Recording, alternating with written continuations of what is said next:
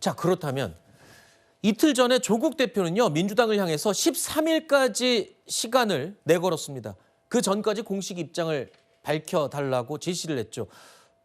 이에 대해서 어제 민주당 강덕구 최고위원은 정치적인 금도를 넘은 거 아니냐라면서 강하게 비판을 했습니다. 오늘 조국혁신당 박병원 의원은요, 민주당이 애초에 정돈된 제안을 해주지 않아서 오히려 우리가 이렇게 몸살을 앓는 피해자가 됐다라고 호소했습니다. 조국 대표는 13일까지 공식 입장을 밝히라고 일방적인 통보를 했습니다. 정치적인 금도를 넘어도 한참 넘었습니다. 아니 왜 이렇게 말도 많고 탈도 많게 만드시는지 모르겠습니다. 이렇게 계속 우당을 공격하고 모욕적인 표현까지 써가면서 서로 안 좋은 국면으로 가기보다는 할지 안 할지를 빨리 정해달라. 저희는 어떻게 보면은 민주당에서 정돈된 제안을 해주시지 않는 과정에서 상당히 몸살을 앓은 피해자 입장입니다. 일단 조국혁신당 입장에서는 13일까지 시한을 못 박은 만큼 민주당의 입장을 기다리고 있었죠. 그런데 분위기는 합당이 무산 쪽으로 기울고 있습니다. 이렇게 되면 조국혁신당 입장에서는 일단 자존심에 굉장히 큰 상처를 입었고, 정청래 대표도 합당 얘기 먼저 제안했다가 입지만 좁아졌고, 일단 조국혁신당은 그러면 이제 앞으로 지방선거 민주당과 함께 승리를 이끌겠다 이렇게 야심차게 나섰는데, 이거 어떻게 되는 겁니까, 이제 조국혁신당은? 조국 대표가 최대 피해자죠, 지금 네. 상황에서. 본인은 가만히 있었는데 민주당이 먼저 합당을 제안하고, 그런데 민주당 내분 때문에 합당이 철회되는 상황이에요. 민주당에서는 선거연대, 그러니까 민주당과 조국혁신당이 느슨한 선거연대는 할 수 있다, 이렇게 말하고 있지만 이 합당론이 과정에서 보여진 조국 대표에 대한 민주당 내 비토가 여과 없이 노출이 됐기 때문에 과연 그 선거연대까지도 제대로 될 수 있을까 하는 의문이 좀 듭니다. 과거였으면은 쉽게 그게 됐을 수도 있어요. 네. 조국 대표 같은 경우에는 이번 지방선거와 함께 치러지는 재보궐선거에서 국회에 복귀를 해야만이 정치적 앞날을 약속할 수 있는데, 지금 민주당 내에서는 토지 경계념 문제에 대해서 우리 생각이 다르다. 그럼 조국 대표가 과연 친문 아니냐, 문 어게인에서 향후에 이런 이재명 정부를 뒷받침할 수 있겠느냐, 이런 얘기가 여과 없이 노출되고 있습니다. 네. 그렇기 때문에 저는 선거 연대까지 갈 수 있겠느냐, 저는 조국 혁신당이 굉장히 지금 수세에 몰려 있다, 이렇게 봅니다.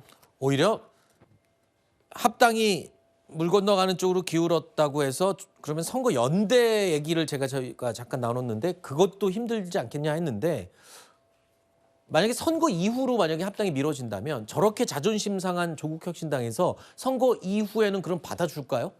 근데 조국혁신당이 자존심 상할 게 뭐 있습니까? 뭐 이런 거 있어요? 뭐 의석이 하나 줄어들었습니까? 뭐 당이 없어졌습니까? 뭐가 자존심이 상하죠?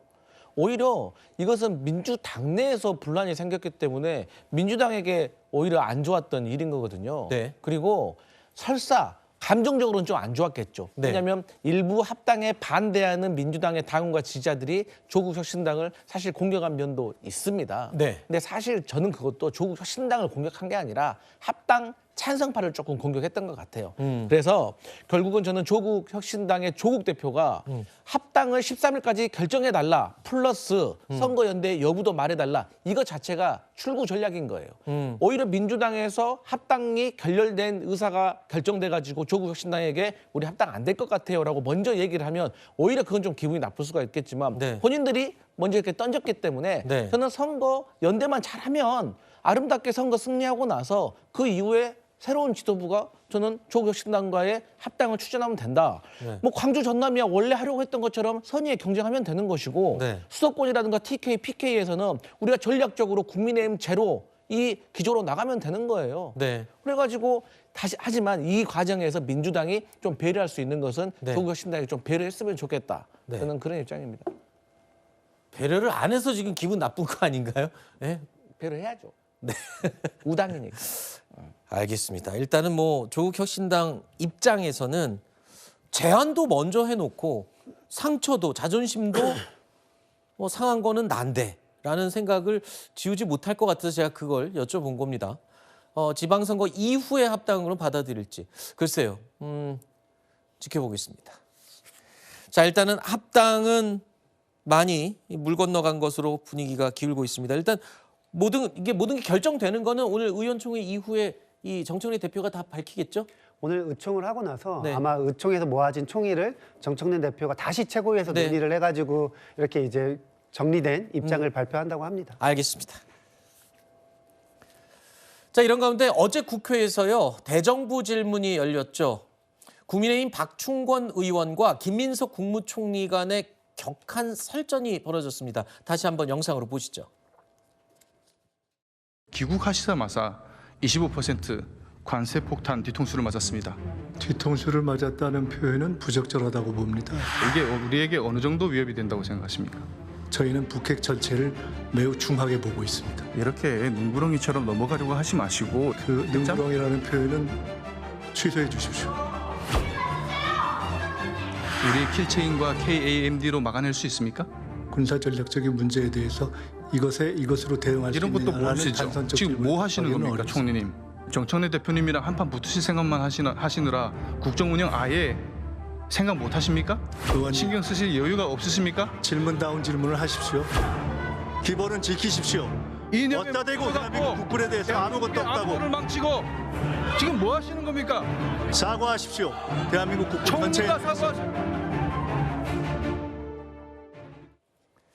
자, 이 장면 말고도 여당인 민주당 윤우덕 의원은요, 김민석 총리를 향해서 서울시장 출마와 당권 도전에 대한 질문을 던졌습니다.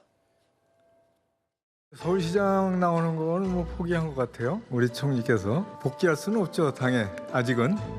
근데 저요? 이제 지방선거 끝나서 당에 복귀할 거죠? 서울시장은 안 나간다는 말씀 이미 드렸고요. 지금 국정에 전념한다는 말씀을 누차 드렸습니다. 민주당이 금년 8월 하순에 전당대회가 있어요. 그때도 계속 평당으로 있을 거예요? 지금 뭐 국정에 전념하고 있는 입장에서 말씀하기가 좀 어렵죠? 말씀드렸습니다. 예. 마음속에는 뭔가 로망이 있죠? 국정에 전념하고 있습니다. 예, 국정에 전념하셔야 됩니다.